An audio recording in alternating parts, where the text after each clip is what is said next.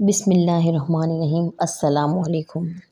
حضرت مولانا حکیم محمد اختر صاحب مدظ اللہ اپنے مواعظ میں فرماتے ہیں، بڑے مشہور شاعر تھے اور بے حد شراب پیتے تھے۔ اتنی شراب پیتے تھے کہ لوگ مشاعرے میں سے اٹھا کر لے جاتے تھے، بلکہ خود فرماتے ہیں، پینے کو تو بے حساب پی لی، اب ہے روز حساب کا دھڑکا۔ بڑی عجیب بات یہ ہے کہ توبہ کرنے سے پہلے ہی اپنے دیوان میں اس شعر کا اضافہ کیا، چلو دیکھ کر آئیں تماشا جگر کا، سنا ہے وہ کافر مسلمان ہوگا۔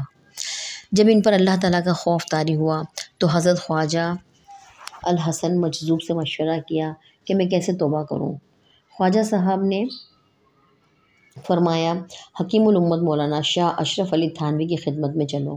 چنانچہ حاضر ہوئے اور توبہ کی اور حضرت سے 4 دعاؤں کی درخواست کی، میں شراب چھوڑ دوں، داڑھی رکھ لوں، حج کراؤں اور اللہ میری مغفرت فرما دے۔ حضرت تھانوی رحمۃ اللہ علیہ نے ان کے لیے دعا فرمائی۔ اللہ تعالیٰ نے 3 دعائیں تو دنیا میں قبول فرمائیں اور چوتھی کے بارے میں خود جگر کہتے ہیں کہ اللہ نے وہ بھی قبول فرما لی ہوگی۔